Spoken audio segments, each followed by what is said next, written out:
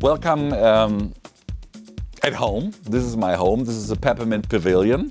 This is where my record company is based, Peppermint Jam, and we're here since the Expo 2000 took place in the year 2000, so we're here since 25 years. And my label, Peppermint Jam, is actually 30 years old. So we had the anniversary last year, so it's actually getting into the 31st year. And it's beautiful. It's like the old Expo Pavilion from Belgium. We took it over, transformed everything into a beautiful oasis for like music for all sorts of genres. So we have big recording studios, we have like smaller working spaces, we have a rooftop restaurant, and everything. It's a beautiful place to make music. And yeah, Peppermint Jam is based here, and from here we do soulful house music from Hannover for the world.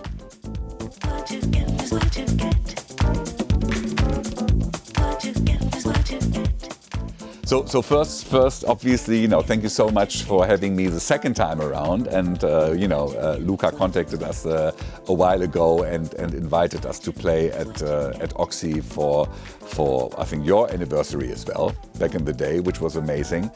And it's so good to see like-minded people. And that's how it actually used to be back in the day as well, where we said like, look, we had the house guys in Hannover and then the house guys in Hamburg and then in Frankfurt, and then we kind of somehow united. Today, somehow it's easier because obviously we've got all socials and everything, but sometimes, people still tend to do their own thing. And I think to kind of like share something by doing these kind of projects, I think is beautiful. And that event last year at OXI Gardens was really mind-blowing because I saw, the whole lineup was beautifully curated. We had like like-minded people, amazing talent. The audience was very educated, which was amazing. So I'm super looking forward for the next one.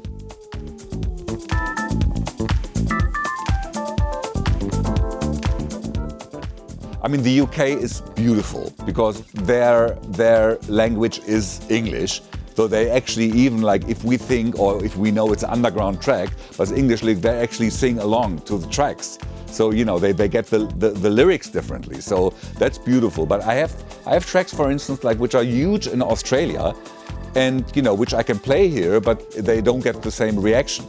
But so I definitely, when I go special territories, I know I do have my top 5 records where I know they're definitely going to kill the dance floor.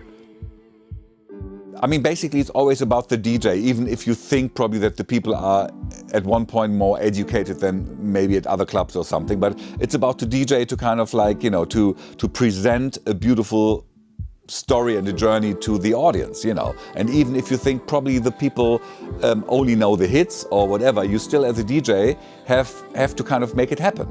So for me, it doesn't matter wherever you play, if it's the UK, Berlin, whatever, you can still tell your story somehow.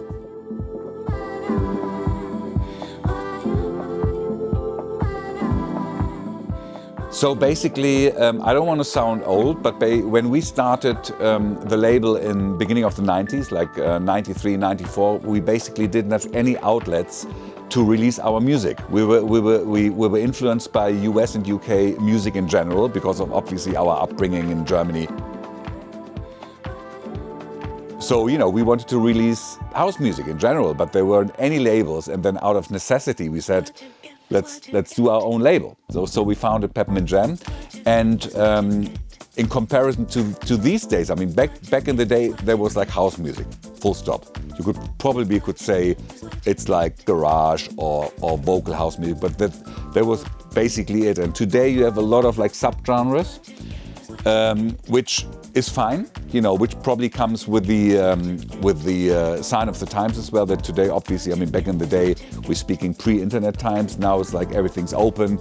Even like if you do like commercial successful tracks, that's all still considered to be house music. So a lot of stuff changed today. House music back in the day was pretty underground. Maybe that's the biggest difference to today's music. And now house music is everything.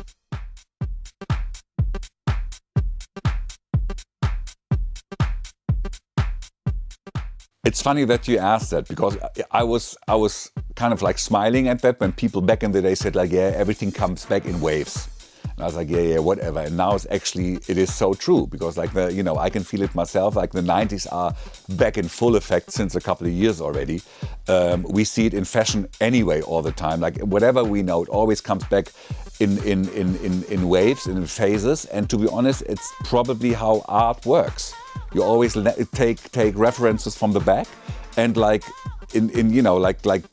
kind of like create it to something new, and that's how it works, which is, for me, it's funny to see, but it's beautiful at the same time. People probably wouldn't think that, but I'm a huge hip-hop head, and especially loving the stuff from the 90s. And for me, house was always a sped-up form of R&B and hip-hop. I used exactly the same sounds that I would use for a hip-hop mix.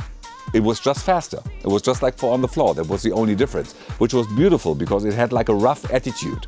And I still produce today like that, because for me, a track has to be rough and gritty, but still soulful, with a beautiful vocal on top of it. So obviously this is very subjective, but from my perspective, basically you need like following ingredients. You need like dirty beats, you need a dirty bass, and a beautiful vocal on top of it. It's funny because obviously, I'm doing this for over 35, maybe 36 years, maybe even longer. And for me, sometimes it's even very exciting to go back and look into productions that I did back in the day, like how I did them. And I did them very like lighthearted and very kind of like almost naive, but in a very kind of like, oh, it sounds good, let's do it like that. And today I'm almost too professional sometimes, So I go back, and especially for a remix that I did for Mike Dunn for a couple of years ago, I kind of like, I deliberately looked into my file set, like, look, I want to use exactly the beats or the sounds that I used like 20 years ago. So that's where I took my references. So for me, it's cool to dig into my own files and maybe to see how people did it back then, but I still want to make sure there's something new as well.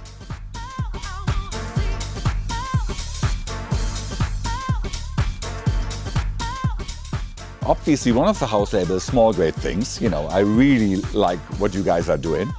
But it's really great. There's a lot of like really cool people and cool labels bubbling, and we had the honor and the pleasure to be at Elevate Records a couple of weeks back, and like Cindy, she showed us a lot of like new labels, and it's really great. It's not about being established or whatever. Sometimes they press like 300 records and then they're still great.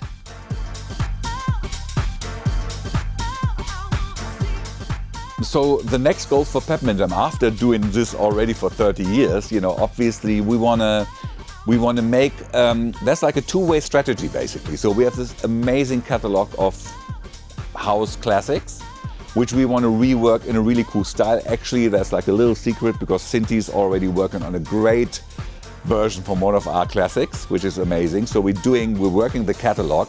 That said, we're investing a lot of time, money, effort, and network into building up new artists, to kind of like say, look, we give you a platform.